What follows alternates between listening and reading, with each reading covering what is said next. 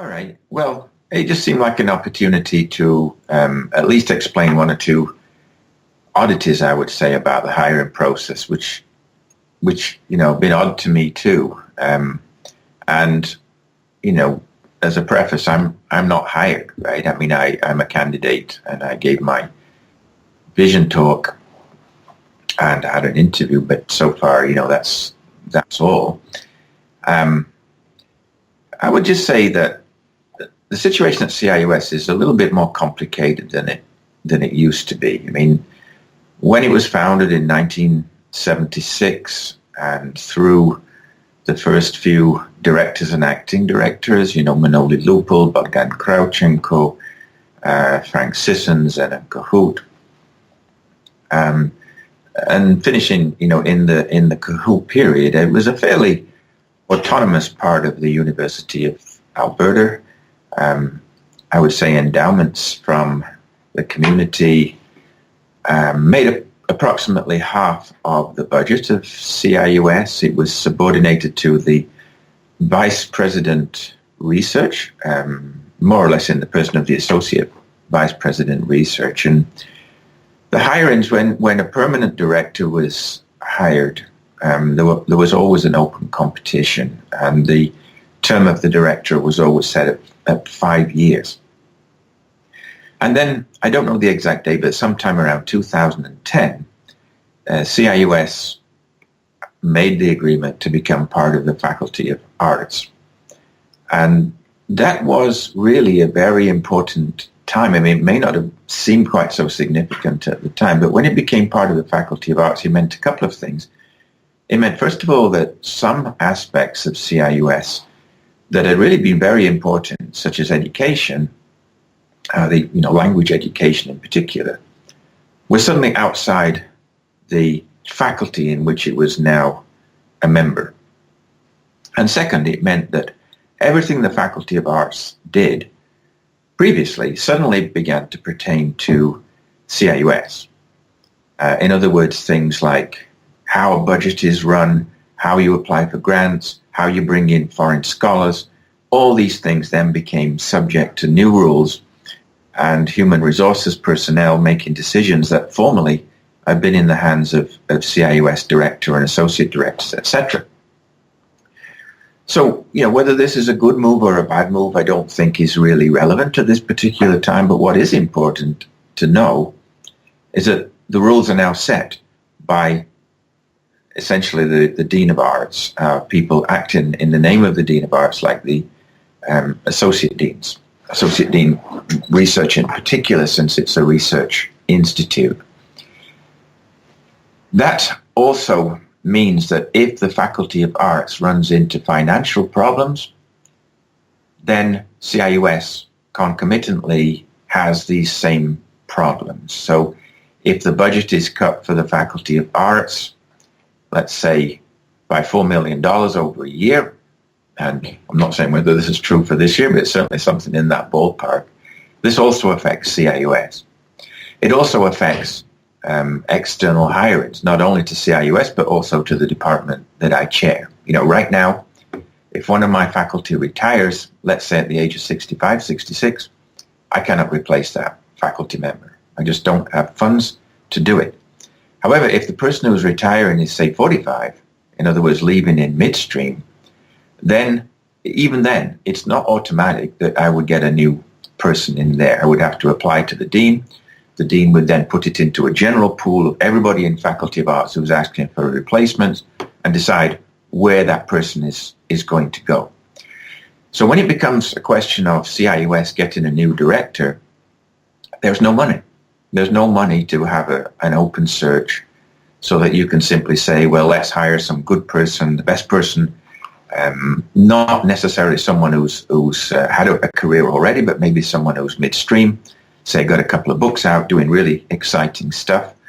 And believe me, even I would like to see that sort of person come here and take over that type of position. It's logical, because then the person's maybe got 20, 25 years to do something constructive. The other thing to keep in mind is that when CIUS became part of the Faculty of Arts, then the directors who are currently in place, the director period, and in this case the associate director as well in Toronto, became part of departments. In other words, they became tenured faculty ipso facto without, going through the usual hurdles to get to that stage. And of course, with people like Zenon, Kohut, and Sysyn, you've got scholars who've been around a long time. They've got good publications. There's nothing wrong with that.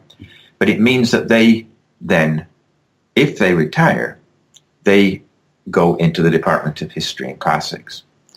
So both the last, let's say, two directors, Volodymyr Krawchenko, Zenon Kohut, became members of the Department of History and Classics.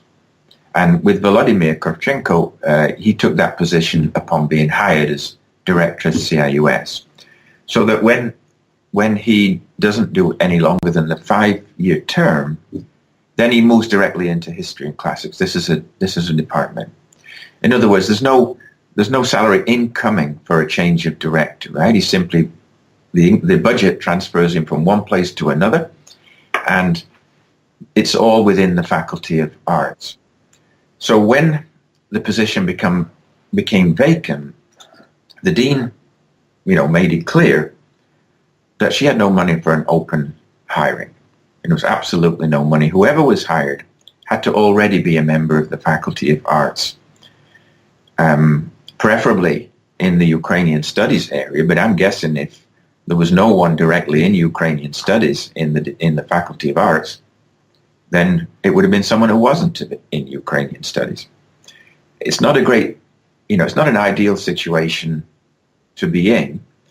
And, I applied for this position in good faith, as someone who's worked on Ukraine for a long time and produced a lot of stuff. I mean, I didn't apply for it for selfish reasons.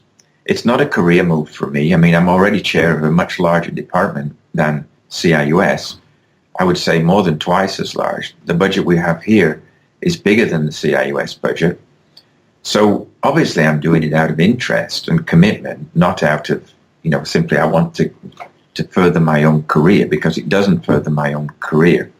If I stay here, I serve another year and then I would get a year off administrative leave to do whatever I want, I'm basically giving up that year if I take over as CIUS. And that sort of covers the first area I really wanted to talk about, right? Why it's only internal and why there's only one candidate. The fact was there's probably only 4 people even eligible as Ukrainian specialists right now who could have applied. And for one reason or another, they didn't want to apply at this particular time. If they had been, then there would have been an open competition. So I don't really think, I should take the blame for simply applying for something that's available, first of all. The second thing is, there's a lot of talk about my research area and, as it said on the headline to your video, saying bad things about Ukrainian history. Well, there are no bad things about Ukrainian history. History of Ukraine is the history of Ukraine as interpreted by historians, right?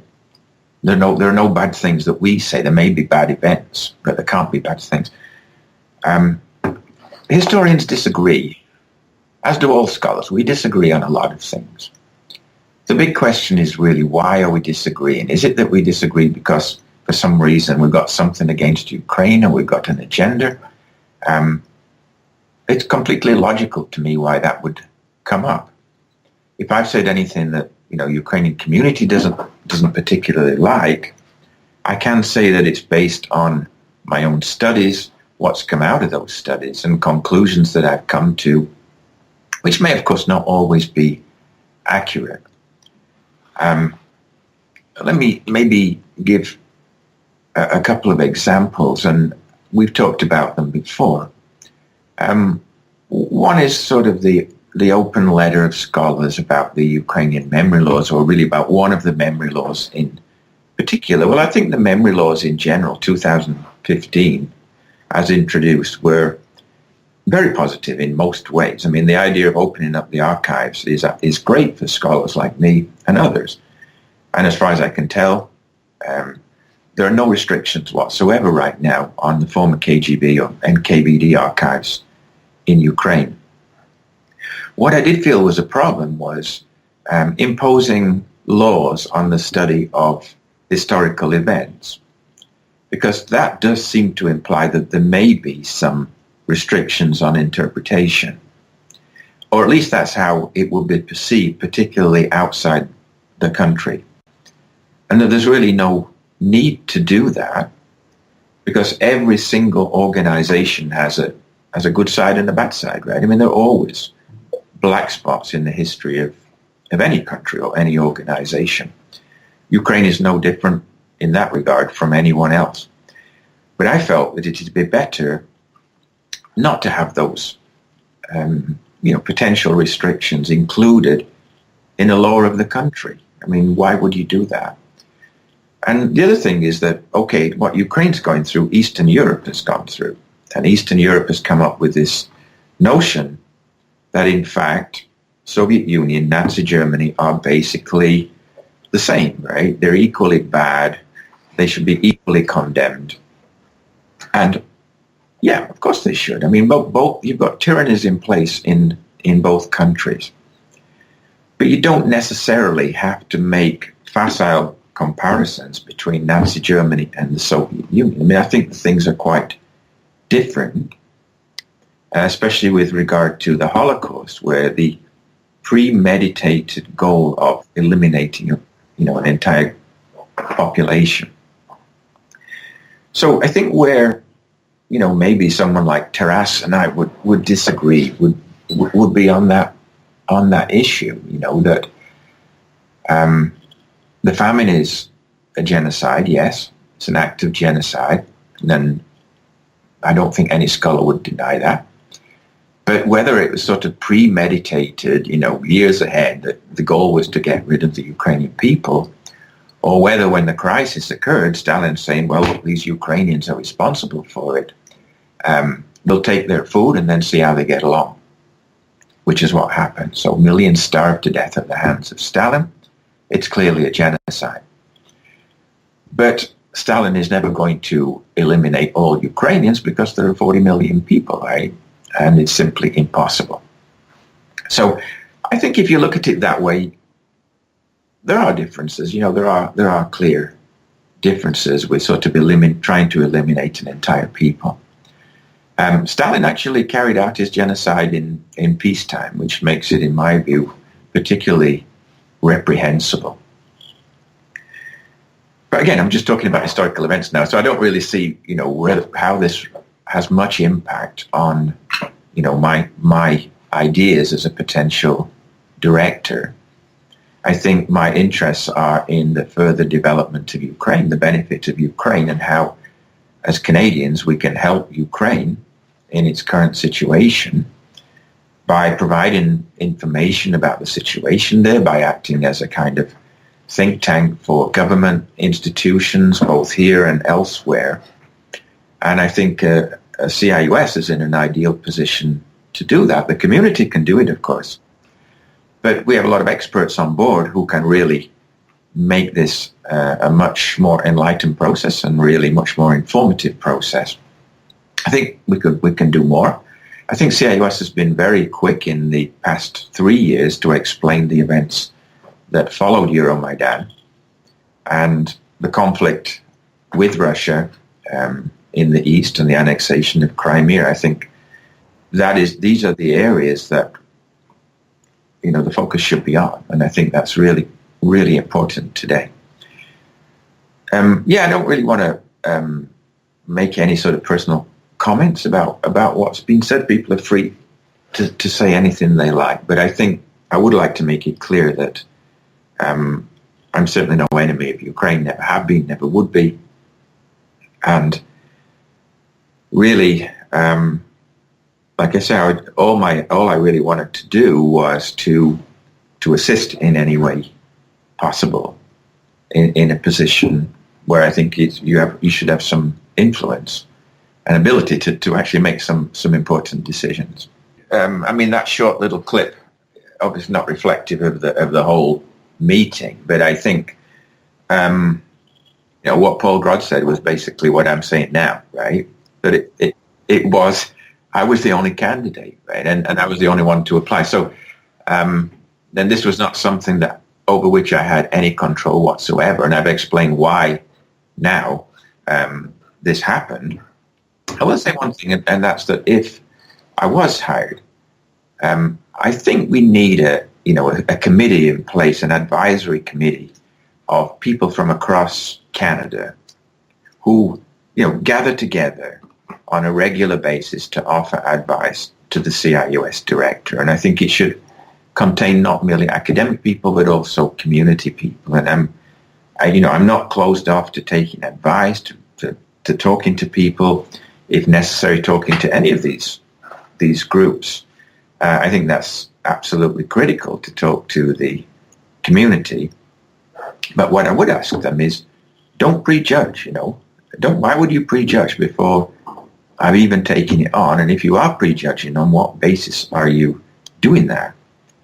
Some sort of social media campaign that's been started that really doesn't hold up to any close analysis.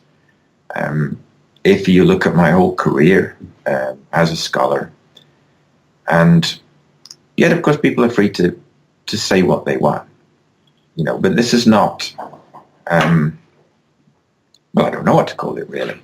I don't know why.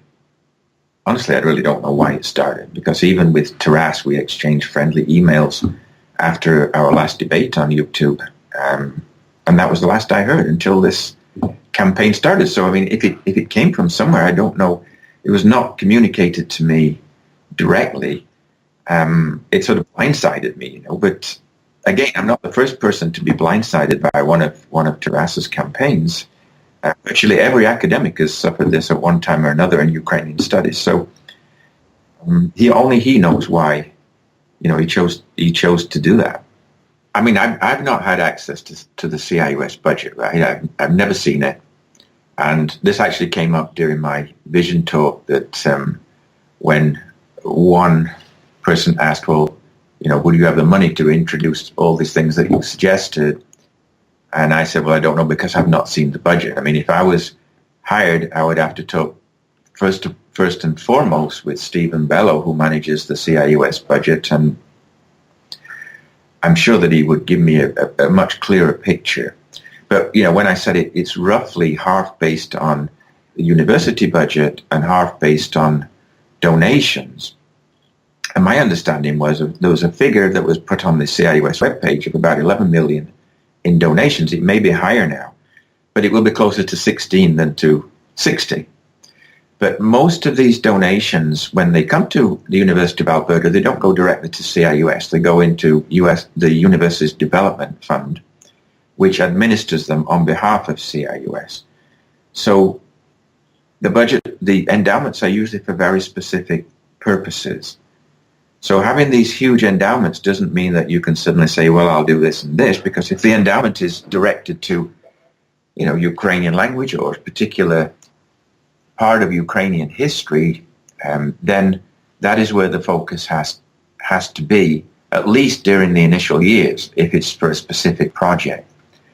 So the part of the CIUS budget that is the university budget then would be, I imagine, about half of that. And the university budget, I know, has not increased any time recently, right? It's been fairly static, which means you've got a basic staff that you can hire, which is really not anything very extravagant. So I think the idea, one of my ideas, and it's one I pursued here as chair in the department, is that when people are interested in giving money, maybe try to talk to them, perhaps about giving money upfront on an annual basis, because that money is much more readily available to a chair or a director than something that's put into an endowment for a specific purpose. And second, try not to be quite so specific in why you're giving giving the money. I mean, okay, you might say, well, this is for something to do with the Ukrainian economy. That's okay. That's fine. But if you then say, well, look, I said the Ukrainian economy, but actually it's only for the steel industry in the 1950s because that's all I'm really interested in. No, this sounds funny, but this has actually happened. It's not a lot of help, right? And if you say, well, you know, I really would like to do something on contemporary Ukraine. I mean, let's look at something like the future of the Donbas. How could the Donbas be returned to Ukraine and develop economically as part of an overall Ukrainian union? I mean, a huge topic like that. Then you could sort of hire a couple of young researchers to start working on the economy, you know, what today is happening during the war, how much coal is being produced, how much steel is being produced, the leaders of the region, etc. All those things could be negotiable. Or, you know, just simply like hiring a postdoc or even something as specific as that, which would give an opportunity to use that money directly. Because in a time of acute budget cuts, instant injections of money become much more important than hitherto. And also, if money is given annually, then it's reviewed annually, right? So at the end of the year, that donor then has a whole account of what's happened with his money, who's been hired, what's been done, what the production is, what the likely future output is, etc. And is in constant communication. Whereas a donor, in theory at least, gives the money, gives the fund, and that's it, right? In theory, after that, as long as that topic is being pursued within the rules of the donation, the endowment, then the donor wouldn't have any more say in what's happening. So I think short-term, even annual donations are going to become much more valuable for CIUS than the longer-term ones. And plus, people are probably not in a position anymore to offer $3 million. Least of all the government of Alberta, right, which at one time gave matching grants. So if someone gave $1 million, they would throw in another $1 million. Sometimes they would even double it. But of late, the government of Alberta has not been matching donations, including from Japan, China, and other places, because it's also facing the same critical situation of a growing debt, if you like, of around $10-12 billion, which is astronomical compared to the situation, let's say, during the Klein years when there was no budget deficit here whatsoever. So all these economic factors play a role today. But on the other hand, I don't think that if you sit and just get depressed and say, you know, there's no money, we're all going to suffer because of it, you're not really going to be doing very much. I think you have to be more positive and look at the areas where there is possible expansion. And as I mentioned in the Vision Talk, Canada's relationship with Ukraine is the critical one right now. We are sending troops to Ukraine. If there are peacekeepers in the Donbas, they'll be Canadians, most likely, right? So these are the areas where I think there's potential expansion.